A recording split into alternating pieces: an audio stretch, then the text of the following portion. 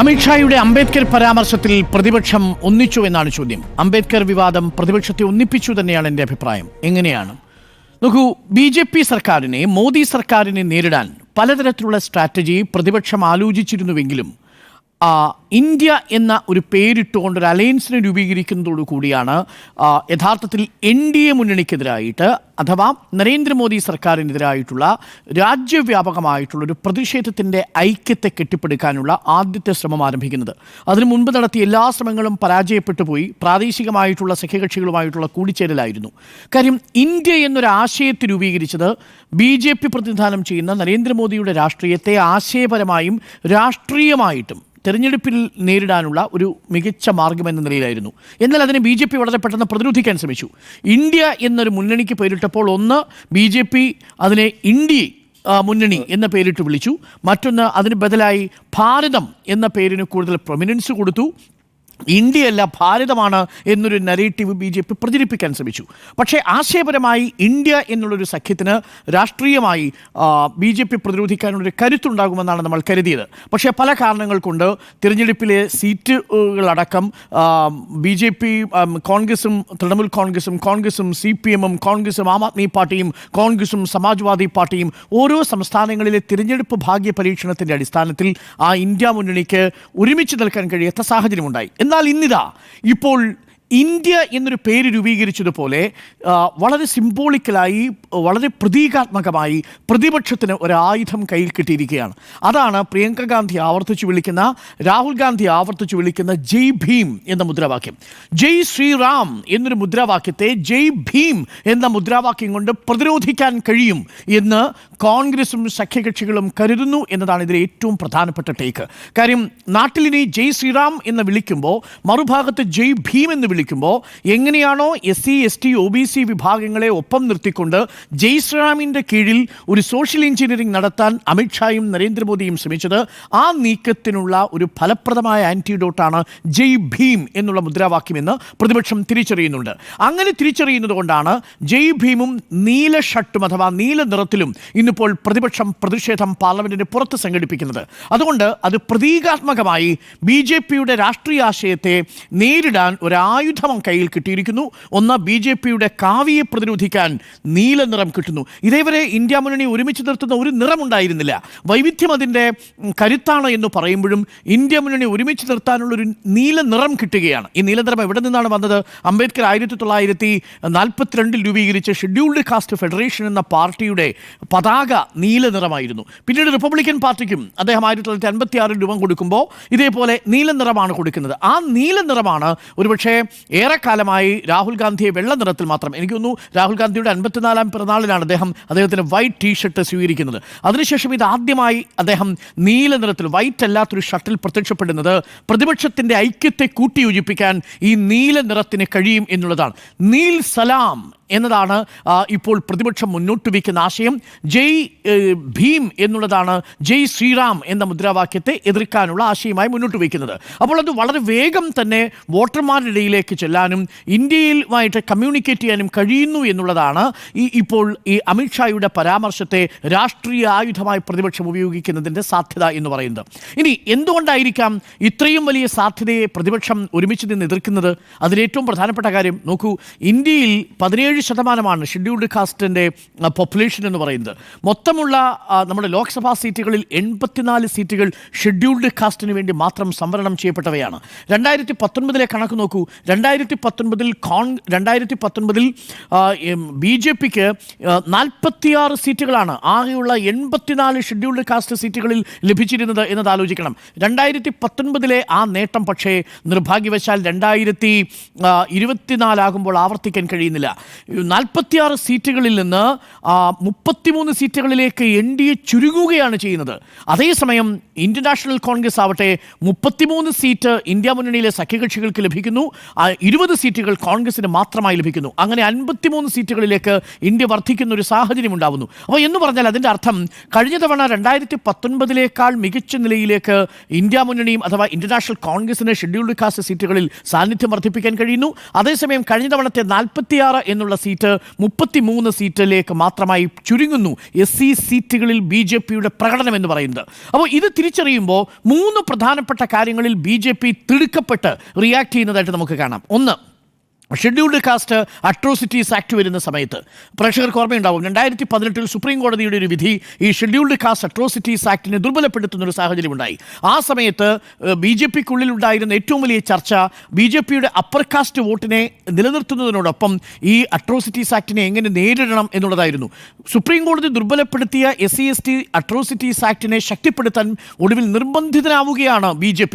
കാരണം 17% വരുന്ന scheduled caste population SC atrocity ആക്ടിനെ ദുർബലപ്പെടുത്തി BJPക്കെതിരെ വോട്ട് ചെയ്യാനുള്ള സാധ്യതയുണ്ടെന്ന് മനസ്സിലാക്കുന്നു. 2018 അന്ന് ശക്തമായിട്ട് BJP പ്രതികരിക്കുന്നു.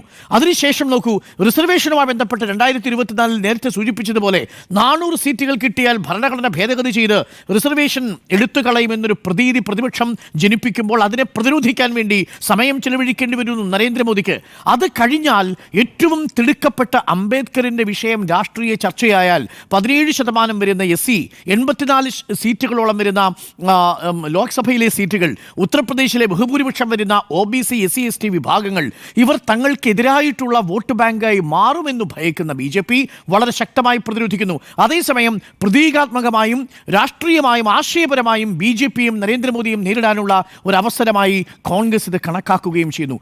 ഒരു കാര്യം കൂടി ഞാൻ പറയാം. ചരിത്രത്തിലേക്ക് നമ്മൾ ഊളിയിട്ട് നോക്കിയാൽ അംബേദ്കറും കോൺഗ്രസും തമ്മിലുള്ള ബന്ധവും അംബേദ്കറും സംഘപരിവാരും തമ്മിലുള്ള ബന്ധവും ഏകദേശം തുല്യ അകലത്തിൽ നിർത്തുന്നു എങ്കിൽ പോലും അംബേദ്കറിനെ ക്യാബിനറ്റിലെടുക്കാൻ നെഹ്റു താല്പര്യം കാണിച്ചിരുന്നുവെന്നും അംബേദ്കറിനെ പിന്നീട് ഹിന്ദു കോഡിന്റെ പുറത്ത് അംബേദ്കർ ആ ക്യാബിനറ്റിൽ നിന്ന് പുറത്തു പോകുന്നു എന്നുള്ളതും അംബേദ്കർ കോൺഗ്രസിനെ ധർമ്മശാല എന്ന് വിശേഷിപ്പിച്ചിട്ടുണ്ടെന്നുള്ളതും അതേ ടിറണി എങ്ങനെയാണോ സ്വാതന്ത്ര്യം ഉണ്ടാകുന്നത് അതിനു മുൻപുണ്ടായിരുന്ന അതേ ഏകാധിപത്യം കോൺഗ്രസിലുണ്ടെന്ന് അംബേദ്കർ പറഞ്ഞിട്ടുണ്ട് എന്നുള്ളതും 1982 54 ഒന്ന് ബോംബെ നോർത്തിലും മറ്റൊന്ന് ഭണ്ഡാര എന്ന കോൺസ്റ്റിറ്റ്യുവൻസിയിലും ഇന്ത്യൻ നാഷണൽ കോൺഗ്രസ് അംബേദ്കറെ പരാജയപ്പെടുത്തി എന്നുള്ളതും വാസ്തവമാണെങ്കിലും അത് രാഷ്ട്രീയമായ വിയോജിപ്പുകളായിരുന്നു. എന്നാൽ ആശയപരമായ വിയോജിപ്പ് അംബേദ്കറിന് സംഘപരിവാറുമായിട്ടായിരുന്നു ഉണ്ടായിരുന്നത് എന്നതും വ്യക്തമാണ്.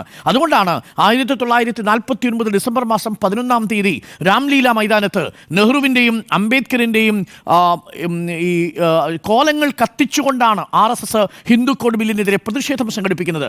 അന്ന് RSSന്റെ നേതാക്കൾ വിളിച്ചത് ഋഷി അംബേദ്കർ, ഋഷി നെഹ്റു ആയി മാറാൻ ശ്രമിക്കുന്നു എന്നുള്ളതാണ്. ബ്രാഹ്മണിക്കൽ ആധിപത്യത്തിലുള്ള നിയമങ്ങളെ നിങ്ങൾക്ക് എന്ത് അവകാശമാണ് ഭേദഗതി ചെയ്യാൻ എന്നാണ് RSS നേതാക്കൾ രാംലീല മൈതാനത്ത് അംബേദ്കറിനോടും നെഹ്റുവിനോടും ചോദിച്ചത്.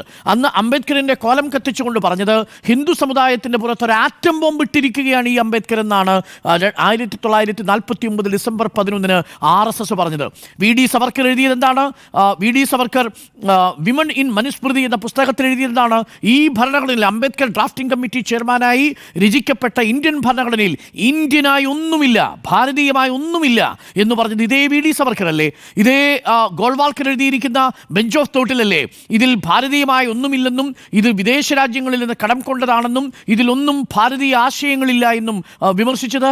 ഇതേ ഓർഗനൈസർ അല്ലേ 1949 നവംബർ മാസത്തിൽ ഈ ഭരണഘടനയെ കത്തിച്ചു കളയാൻ ആഹ്വാനം ചെയ്തത്? അപ്പോൾ സ്വാഭാവികമായും അംബേദ്കറിനെ ഏറ്റവും കൂടുതൽ ആ അർത്ഥത്തിൽ ആശയപരമായി എതിർക്കുകയും അംബേദ്കർ ആശയപരമായി വിയോജിക്കുകയും ചെയ്തത് ഹിന്ദുത്വ ആശയ പദ്ധതി പേരുന്ന സംഘപരിവാറാണ്. കോൺഗ്രസ് രാഷ്ട്രീയമായി അംബേദ്കറിനെ നേരിട്ടിട്ടുണ്ട്. 52-ലും 54-ലും ഉപതെരഞ്ഞെടുപ്പിലും അംബേദ്കറിനെ ഇന്ത്യൻ നാഷണൽ കോൺഗ്രസ് പരാജയപ്പെടുത്തിയിട്ടുണ്ട്. ഭരണഘടനാ നിർമ്മാണ സഭയുടെ ചെയർമാനാക്കിയത്. പക്ഷേ അവിടെ ഒരു പ്രശ്നമുണ്ട്. കോൺസ്റ്റിറ്റ്യൂവന്റ് അസംബ്ലിയിലേക്ക് വരുന്നത് തന്നെ യഥാർത്ഥത്തിൽ ആദ്യഘട്ടത്തിൽ കോൺഗ്രസ് തഴയുകയാണ് ചെയ്തത് അംബേദ്കറിനെ തഴയുന്നത് എങ്ങനെയാണ്? അദ്ദേഹത്തിന് ആവശ്യപ്പെട്ട സീറ്റ് കൊടുത്തില്ല എന്ന് മാത്രമല്ല, പിന്നീട് അദ്ദേഹത്തെ ജസൂർ ഖുൽന കോൺസ്റ്റിറ്റ്യുവൻസിയിൽ നിന്ന് തിരഞ്ഞെടുക്കപ്പെടുമ്പോൾ പാർട്ടീഷന്റെ സമയം വരുമ്പോൾ അത് പാകിസ്ഥാനിലേക്കാക്കി മാറ്റുന്നു ഈ ഇന്ത്യൻ നാഷണൽ കോൺഗ്രസ്. പക്ഷെ പിന്നീട് പട്ടേൽ കത്തെഴുതിയാണ് ഈ അംബേദ്കറിന്റെ പ്രാധാന്യം മനസ്സിലാക്കി കോൺസ്റ്റിറ്റ്യൂവന്റ് അസംബ്ലിയിലേക്ക് ഇതേ ഇന്ത്യൻ നാഷണൽ കോൺഗ്രസ് ക്ഷണിക്കുന്നത്. അതേ നെഹ്റു തന്നെയാണ് ഈ അംബേദ്കറിനെ തൻ്റെ യൂണിയൻ മിനിസ്ട്രിയിൽ എടുക്കുന്നത്. അവിടെ നിയമമന്ത്രിയായി അദ്ദേഹത്തെ സ്വീകരിക്കുന്നതും അവിടെയാണ്. പക്ഷേ ഹിന്ദു കോഡ് ബില്ല് താൻ ഉദ്ദേശിച്ച വേഗത്തിൽ നടപ്പിലാക്കുന്നില്ല എന്ന വിമർശനം ഉന്നയിച്ചുകൊണ്ടാണ് അംബേദ്കർ പുറത്തു പോകുന്നത്. പക്ഷേ ഹിന്ദു കോഡ് ബില്ലിന്റെ പേരിൽ അംബേദ്കറും നെഹ്റുവും ഒരുമിച്ചാണ് കോലം കത്തിക്കലിന് വിധേയമാവുന്നത് സംഘപരിവാറിന്റെ. എതിരഭിപ്രായമുള്ളവരും മന്ത്രിസഭയിലുണ്ട്. ശ്യാമപ്രസാദ് മുഖർജി ഇദ്ദേഹത്തെ എതിർത്തിരുന്ന ഷൺമുഖം ചെട്ടിയുണ്ട്, ഇതേപോലെ നമ്മളുടെ BR അംബേദ്കർ ഉണ്ട്.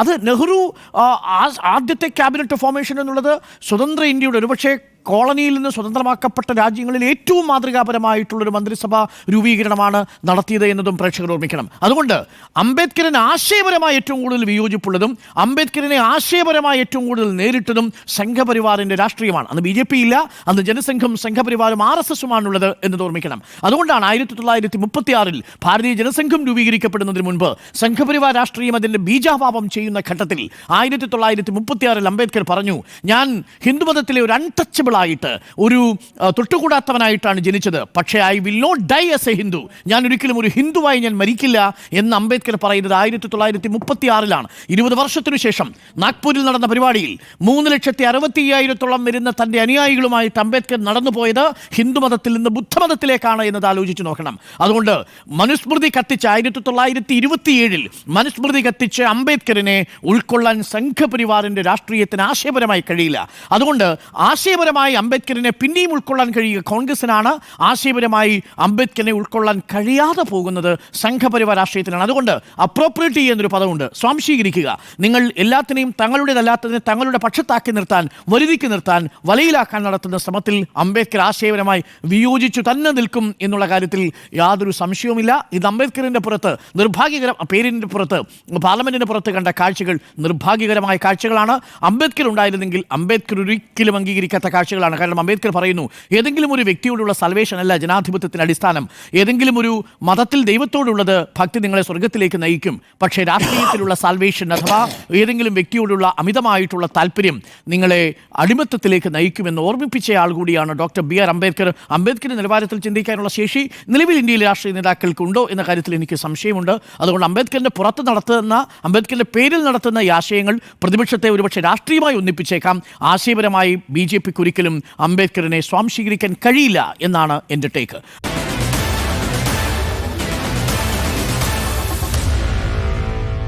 Meet the editors.